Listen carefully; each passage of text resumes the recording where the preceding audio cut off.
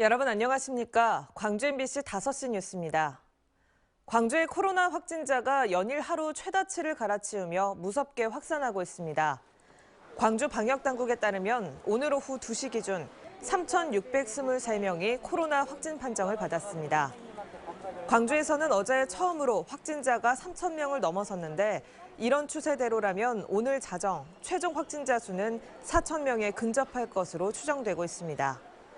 방역당국은 확진자의 70% 정도가 감염 경로를 알 수 없고 10대와 20대를 중심으로 확산 추세가 이어지고 있다며 기본 방역 수칙을 철저히 지켜달라고 당부했습니다.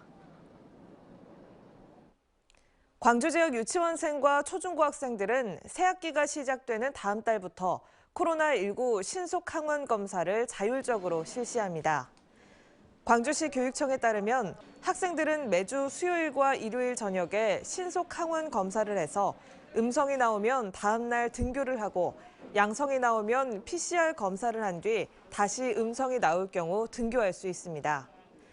시 교육청은 신속 항원 검사는 의무가 아닌 권고 사항이라며 검사를 하지 않더라도 등교는 할 수 있다고 설명했습니다. 한편 다음 달까지 각급 학교에는 학생과 교직원들을 위한 자가진단 키트 210만 개가 보급되고 마스크와 손소독제 등 방역 물품도 구비될 예정입니다. 광주 아이파크 아파트 붕괴 사고를 수사 중인 경찰이 주요 원인으로 꼽히는 역보 무단 설치와 동바리 조기 철거에 대한 과학적 검증에 집중합니다. 광주 붕괴 사고 수사본부는 한국건설품질연구원의 분석 결과를 근거로 201동 피트층 바닥 슬래브가 버틸 수 있는 하중보다 2배 많은 무게가 전해졌다고 밝혔습니다.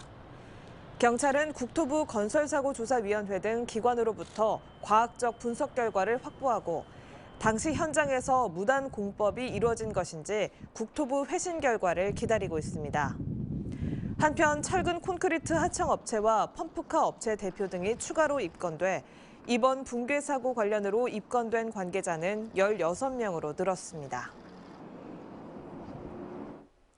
강기정 이재명 후보 호남 총괄 특보단장이 국민의힘 이준석 대표가 복합 쇼핑몰 유치 논란으로 호남 민심을 가르고 있다며 강도 높게 비난했습니다. 강 단장은 이 대표가 국비 1원도 들이지 않고 지방선거 이슈에 불과한 복합 쇼핑몰 유치 문제로 호남을 갈라치고 무임승차하고 있다며 호남 수소광역 급행망 같은 지역 발전을 위한 큰 틀의 정책을 제시하라고 역공을 펼쳤습니다. 송갑석 광주시당 위원장도 국민의당의 이런 호남 갈라치기 행보가 전통적인 지지층의 결집을 이재명 후보 지지율이 상승 추세에 있다며 맹공을 이어갔습니다.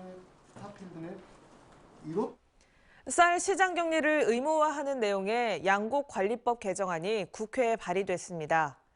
해당 개정안에는 쌀 초과 생산량이 전년 대비 3% 이상 증가하고 쌀값이 5% 이상 하락할 경우 정부가 의무적으로 시장 격리 조치를 시행하는 내용이 담겨 있습니다.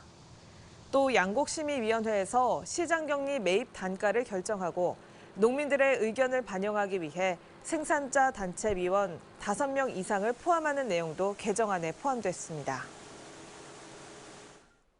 뇌물 혐의로 기소된 전남교육청 공무원이 항소심에서도 실형과 추징금을 선고받았습니다.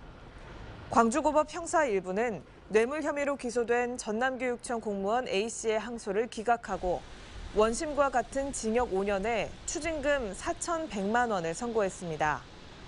A씨 등은 지난 2017년 전남 소재학교 62곳에 안망용 스크린 설치 사업을 추진하면서 업체와 브로커로부터 수천만 원의 금품을 제공받은 혐의를 받고 있습니다. 국민권익위원회는 5.18 광주 민주화운동 시위대에 강경 진압 지시를 거부했다는 이유로 의원 면직됐던 고 안병하 치안감에 대해 의원 면직 처분을 취소하고 미지급 급여를 지급할 것을 경찰청장에 권고했습니다. 권익위는 미지급 급여의 경우 고인의 연령 정년을 고려해 고인의 사망일까지 100개월분 급여를 지급하는 것이 바람직하다고 판단했습니다.